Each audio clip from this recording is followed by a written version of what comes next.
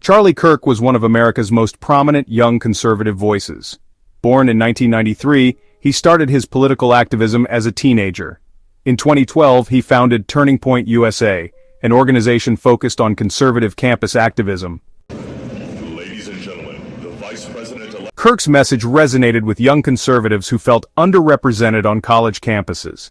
Through books, speeches, and social media, he built a massive following.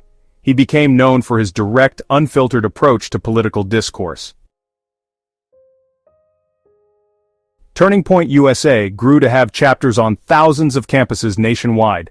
The organization hosted debates, brought speakers to universities, and created educational materials. Kirk's influence extended beyond campus, reaching into mainstream conservative politics. On September 10, 2025, Kirk was speaking at Utah Valley University in Orem, Utah. He was in the middle of a question-and-answer session when tragedy struck. Kirk was responding to a question about mass shootings when a single gunshot rang out. Panic erupted as thousands began screaming and running for exits. Kirk had been shot once in the neck, a fatal wound that ended his life almost instantly. The gunman had fired from a distance using a high-powered rifle and escaped in the chaos. Investigators quickly launched a massive investigation into the shooting. Within a day, surveillance footage and tips from the public led to a suspect. Tyler Robinson, a 22-year-old Utah resident, was taken into custody. Robinson came from a local Utah family and had no prior criminal record. A crucial tip came from Robinson's own family member, who contacted authorities after he confessed. Family members said Robinson had become consumed with politics and expressed hatred toward Kirk. The weapon was a Mauser Model 98 rifle, and bullet casings bore anti-fascist messages. One casing read, "Hey fascist, catch," indicating a clear political motive.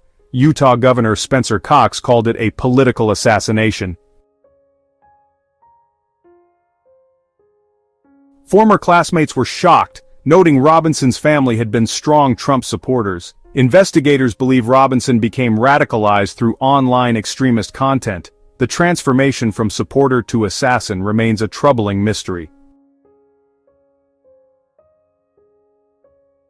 Robinson eventually confessed to a youth pastor, leading to his surrender. When confronted by his father, Robinson had said he would rather kill himself than turn himself in, but ultimately he surrendered peacefully to authorities. The assassination sent shockwaves across the nation. Leaders from both parties condemned the violence and called for unity. Vigils were held across the country as supporters mourned his loss.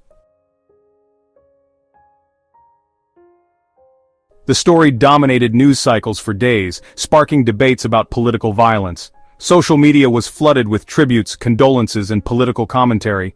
Commentators debated the causes and consequences of the attack.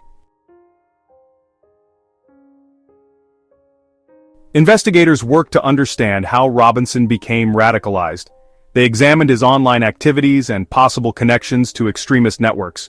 The goal was to determine if he acted alone or was part of a larger conspiracy. Robinson was charged with aggravated murder and other felonies. Utah County Attorney Jeff Gray announced formal charges would be filed.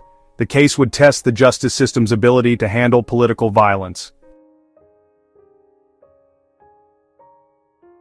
The assassination highlighted the dangerous level of political polarization in America. Experts warned about the threat of online radicalization leading to real-world violence. Many called for efforts to combat extremism and reduce political tensions. The site of Kirk's final speech became a place of remembrance. His organization vowed to continue his work despite the tragedy, but questions remained about the future of political discourse in America. How did a young Trump supporter become a political assassin? What role did online extremism play in his transformation? Could this tragedy have been prevented? Community leaders called for healing and dialogue across political divides. They emphasized the need for respectful political discourse, and the importance of engaging young people in constructive political participation. The assassination of Charlie Kirk serves as a stark reminder of the fragility of democratic discourse. It shows how political hatred and online radicalization can lead to real-world violence. While Tyler Robinson sits in custody, the larger questions remain.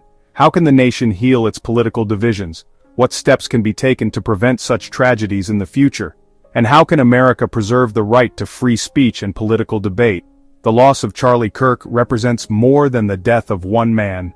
It's a warning about the dangerous path America finds itself on, and a call for all citizens to choose dialogue over violence, understanding over hatred, and democracy over extremism.